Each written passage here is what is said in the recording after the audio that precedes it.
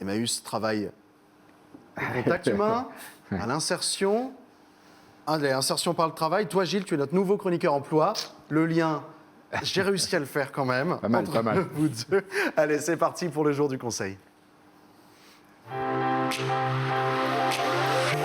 Et avant de nous délivrer tes conseils, tu nous proposes une rencontre candidat. Oui, alors on va commencer effectivement par une rencontre qui s'appelle le Digital Job Tour, voilà, et qui aura lieu le jeudi 13 octobre, 14h, 18h30. C'est organisé par DevUp, donc l'agence de développement de la région Centre-Val de Loire, et la fameuse association qui s'appelle Digital Loire-Vallée, voilà, qui met en avant l'ensemble de ce qui se fait dans le digital sur le 37, le 41, mais aussi sur l'ensemble de la région.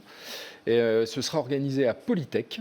Voilà, on pourra rencontrer entre 10 et 15 entreprises qui mettront en valeur les métiers du digital. Et donc, on pourra à la fois rencontrer ces entreprises et on rencontrera aussi des organismes de formation liés au digital qui sont le CEFIM, Supinfo, Well Code School et bien évidemment Polytech. Forcément, voilà. Polytech, super, très bonne nouvelle. Et maintenant, je sais que dans ta besace, tu as pour nous quelques conseils. Mais oui, quelques conseils. Alors, à la fois pour les candidats et à la fois pour les recruteurs. Pas de jaloux. Voilà. Pour ce qui est des candidats, on va commencer aujourd'hui par la lettre de motivation. Alors, la lettre de motivation, il y a un vaste débat sur le sujet. Est-ce qu'elle est utile? Est-ce qu'elle n'est pas utile? Ce n'est pas tellement le sujet aujourd'hui, puisqu'en fait, les candidats sont toujours confrontés beaucoup à la lettre de motivation. Donc, la lettre de motivation, en fait, c'est pas très compliqué. C'est 3 parties, vous, je et nous. Voilà. Donc, 3 paragraphes. À retenir. Voilà, 3 paragraphes.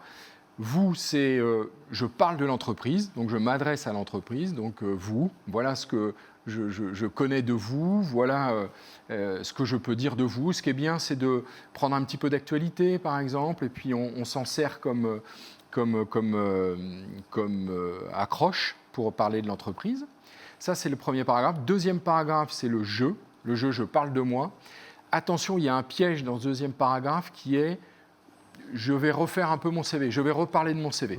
Là, ce n'est pas l'objectif. L'objectif, c'est vraiment, dans ce deuxième paragraphe, de dire un peu justement ce qui sort du CV, ce que je suis, ce que je peux mettre en avant par rapport au poste. Voilà. Mais on ne redonne pas les dates, on ne redonne pas tout ça. Voilà. Et puis, troisième et dernier paragraphe, là, c'est le « nous ». Qu'est-ce qu'on va faire ensemble? Voilà. Qu'est-ce qu'on va faire ensemble? L'entreprise, moi, le candidat, qu'est-ce qu'on peut faire ensemble et pourquoi on va le faire ensemble. Et chaque paragraphe, c'est 4-5 phrases, pas plus. Voilà, on ne sort pas de ça parce que sinon, après, on délaye. Et puis les recruteurs ne vont pas le lire parce que ça va être trop long. Voilà, la lettre de motivation, les recruteurs la lisent vraiment très rapidement, un peu comme le CV. Le CV, je rappelle que les recruteurs, en moyenne, mettent 31 secondes à lire un CV. Donc, droit au but. Donc, droit au but, exactement. Très rapidement, tu nous as parlé candidats. Est-ce que tu as quelques conseils pour les recruteurs? Bien sûr, recruteurs, on prépare ces entretiens de recrutement. Très souvent, j'entends que les recruteurs s'y prennent un peu au dernier moment. Donc là, surtout pas. N'oublions pas que le rapport de force avec les candidats, c'est un peu inversé. C'est-à-dire qu'aujourd'hui, alors moi j'ai coutume de dire qu'on est passé d'un marché de sélection à un marché de séduction. Et les candidats, il faut les séduire aujourd'hui. Et pour les séduire, il faut préparer ces entretiens.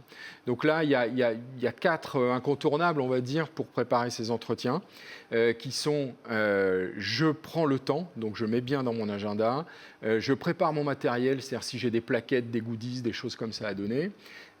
Ensuite, je prépare un pitch de mon entreprise parce qu'il va falloir la présenter, mon entreprise, de façon succincte mais très précise.